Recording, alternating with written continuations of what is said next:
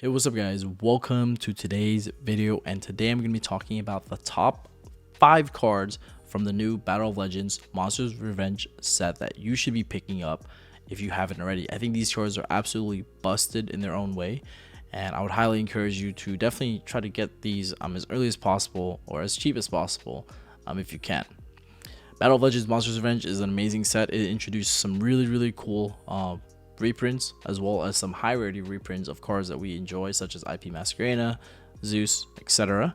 As well as also like the Right of Our Major package and Lubellion and all that good stuff. But today we're not talking about the cards that are getting reprinted, but rather the cards that are getting imported, right? So let's go over that. Number 5, Rocket Coder.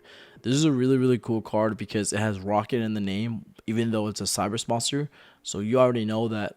For instance, Quick Launch can now be played in the Cybers deck, and basically you now have a teleport of a level 4 monster you can be using to push the Cyber strategy.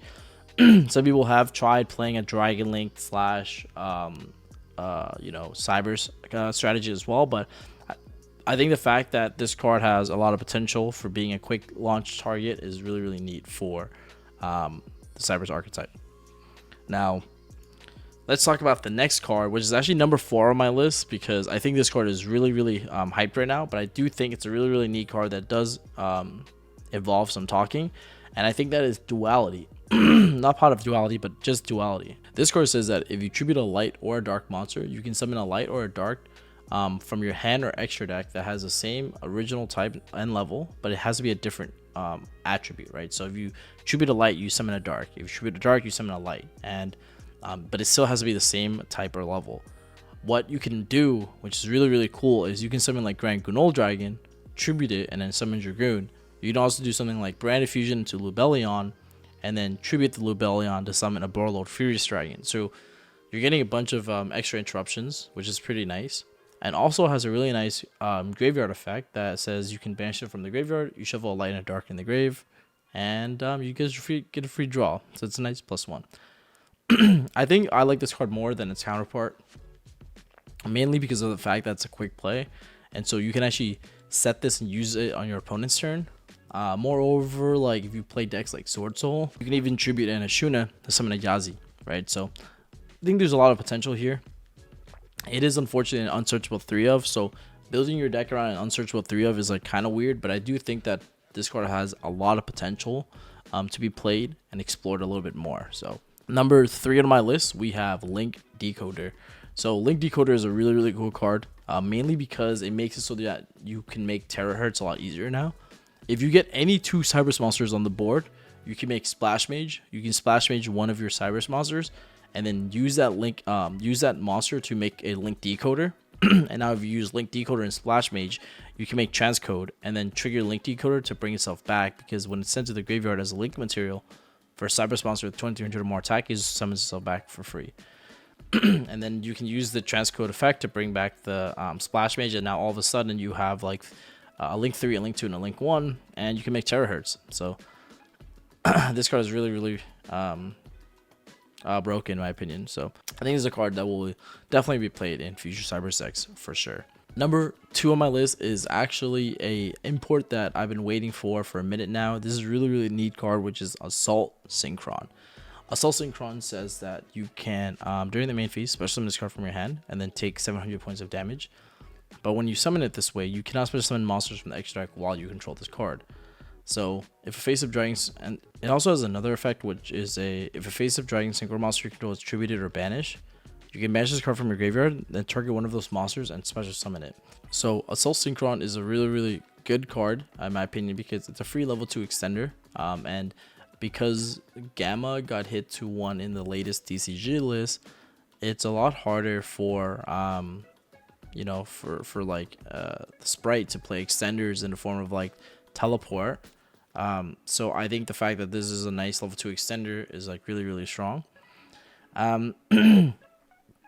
The other cool thing about Assault Synchron is that, like, yes, it locks you into synchro monsters, but that's only while it's face up on the board. So the moment that you perform a synchro summon, you can are no longer restricted by the lock. And I know Lithium put out a really cool video, so he shouts to Lithium on actually this Bestial Sprite Soul Synchron deck.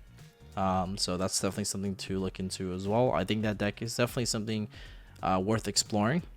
I also think Soul Synchron is a really cool card in general because it's searchable off of tuning.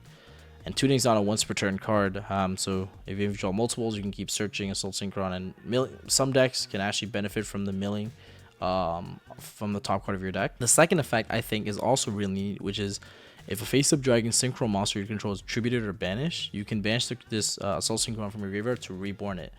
Now, the best interaction that I can think of that utilizes this effect most effectively is actually using Assault Synchron. So you can go Assault Synchron's effect to attribute yourself to summon OG Stardust and then perform a Synchro Summon.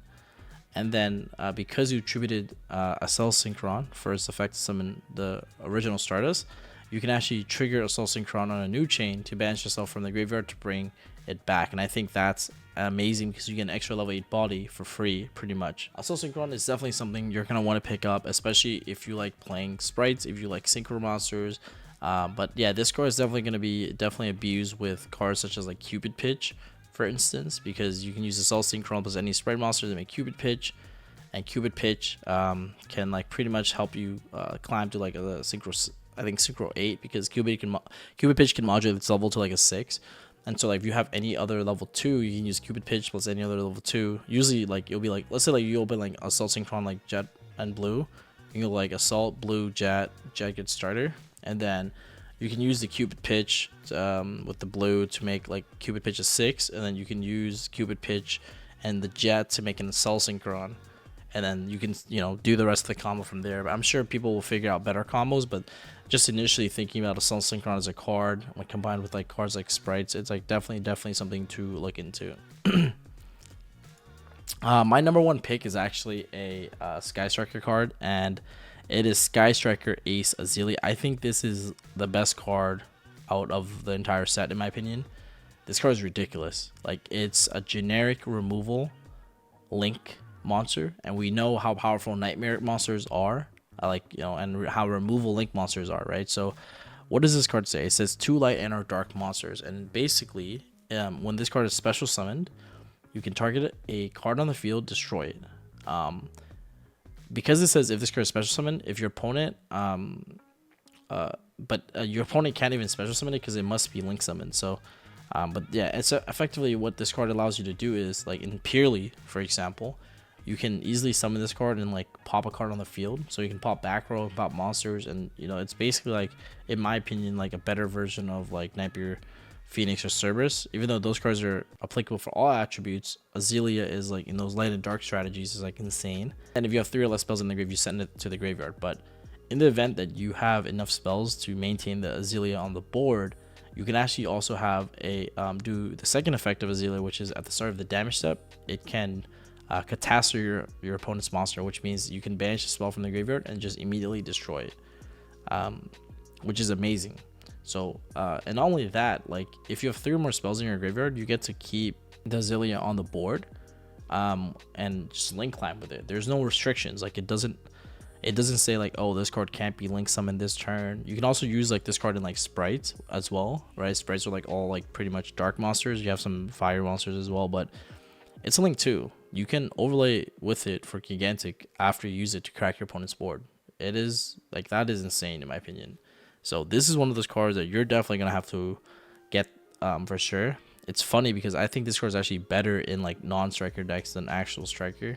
So I just think this is like a very good generic support that just got released. So I'm really excited to have this card. Let me know your thoughts in the comment section below, which cards I miss from Battle of Legends Monsters Revenge. And if you haven't already, don't forget to subscribe. But yeah, let me know which cards you consider the top 5 cards of the newest set. And I'll see you guys in the next one. Peace.